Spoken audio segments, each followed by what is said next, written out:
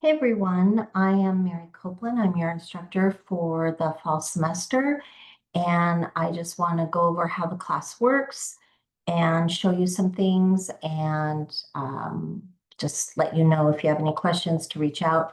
So this is our textbook, Asking the Right Questions. You usually typically get this through the bookstore. The ISBN number is listed in the syllabus, but the digital copy, you can order it through the bookstore, so you'll want to get that pretty quickly. We do start using the book next week, and we use the book all semester. We do a lot of exercises out of the book, so you really can't be successful in the class without the book.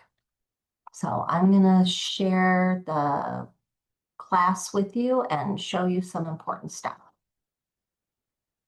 So here is what the class looks like when you first log in. So every week when you log in, you're going to see this main page. And I will have an announcement here every week. Usually on Sundays when I post the announcements, I'll say, here's what you have to do this week. I've opened a new module. You have a quiz. You have this to read. You have this essay due. You have this outline due, this or that. Um, and over on the side, Canvas does this really great thing, which gives you sort of a list of all the things that you have to do. I love that. I think it's super helpful for students. It doesn't tell the whole story though, so you really need to go to the modules. Um, and one of the things it doesn't, it shows that discussions, Canvas only allows like one due date, but we do a thing where we've got two due dates, but it shows it as a milestone. So just know for every single discussion that's due, your initial response is always due on Thursday, and your final response is due on Sunday. So if you look over here, it'll, like our discussion is, what does critical thinking mean to you? Milestone 1, notice it's due August the 28th, but the actual final due date is August 31st. So you have two due dates for those discussions, something that you want to keep in mind of. That's the only assignment that has two due dates. And that's just for discussions. Everything else just has one due date. If you notice, there's like a syllabus quiz, there's one due date, that sort of thing. So over here on the side is announcements. These are where all the announcements will go. But I'll always post the current week's announcement on the front page. If you scroll down, there's a little bit about me. Grades are here, so you can always check your grades. I always give quite a bit of feedback on essays. Um, the modules, oh, Office 365, you want to be sure and sign up if you haven't already, so you have access to Microsoft Word. It's really important to use that for your essays, especially when documenting your writing process. We're using HonorLock. So HonorLock is proctoring software that when you take an exam, it records your screen, it does some other things.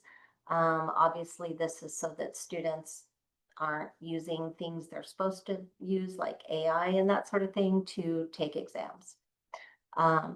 So there's some requirements for that. So you want to be sure and take the sample HonorLock quiz so that you make sure that your computer is all set up the way it needs to be. But students have been trying to take exams on their phone and download a Chrome extension on your phone or your tablet. It does not work. You have to use a laptop or a desktop, whichever you have. But we're going to go to modules and let me show you. So each week, this is where all of the work is. I have a whole section on MLA resources that you'll need later if you're not familiar with MLA format. All of our essays will be written in MLA format, and I don't spend a lot of time going over that because it's something that you should have learned in English 101. But I do have samples and examples. Uh, Course overview, what to expect. I think this is important, so I'm going to show you this. So we're going to write 4 essays. The fourth essay is a research paper, 6 to 8 pages. You'll have a minimum of 2 weeks to work on essays. Usually you have an outline for every essay.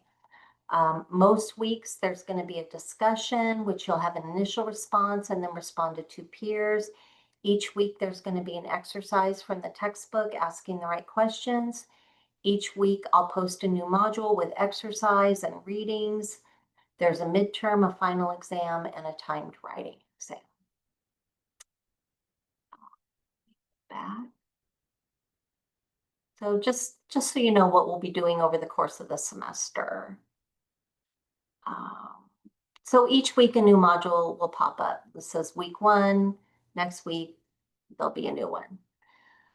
So I'm going to show you the syllabus, and I'm not going to read through the whole thing. I have my office hours. I also have virtual office hours. I'll put a link in here so that people that want to meet virtually can do that. If those times don't work for you, email me and say, hey, can we meet on Zoom? I have a question. Absolutely. We will do that and set up an appointment to do that. And then I have all kinds of information from important dates to the required textbooks. There's a quiz on the syllabus, so I'm going to let you read through a lot of these. I do want to show you how much time this class will take, which I think is important. So this is a 4-unit class.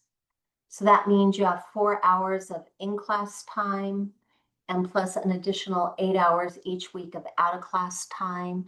So that's a total of 12 hours a week in order to be successful. That varies from student to student for sure, but I think it's a really good standard, and that way you can gauge, do you work full time? Do you have family? Do you have other responsibilities? Are you taking 3 or 4 other classes?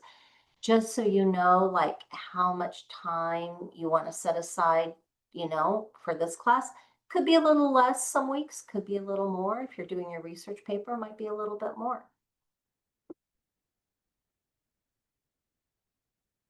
I'm not going to talk about academic honesty because I have a whole other video on that, but I do have, stuff on my late work policy. Basically, I don't really take late work, but I do understand that life happens. So my policy is it's a case by case basis.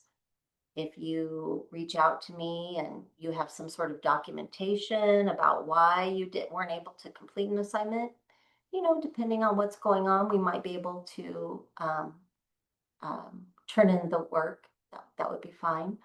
It just depends.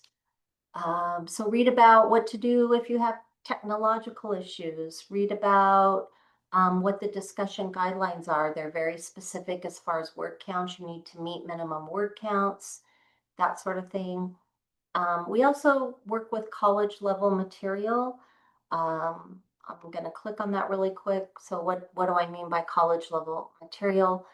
What I mean by that is sometimes it's controversial topics, or the readings I assign might have what some people consider to be a PG or R rating. If you're uncomfortable with topics that might fall into these categories, you might consider taking another class.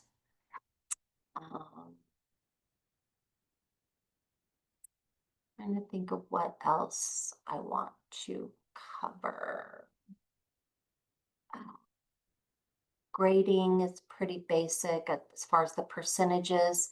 Our grades are weighted. So like your first essay is only worth 5% of your grade. So if you don't do great on the first essay, but then you come to understand what the expectations are, it increases in weight as we go along. If you do miss 2 major assignments, it's an automatic fail. And that's basically because it's really not possible to pass. Like say you miss an exam and an essay, it's not really possible to pass the class getting those getting zeros on those.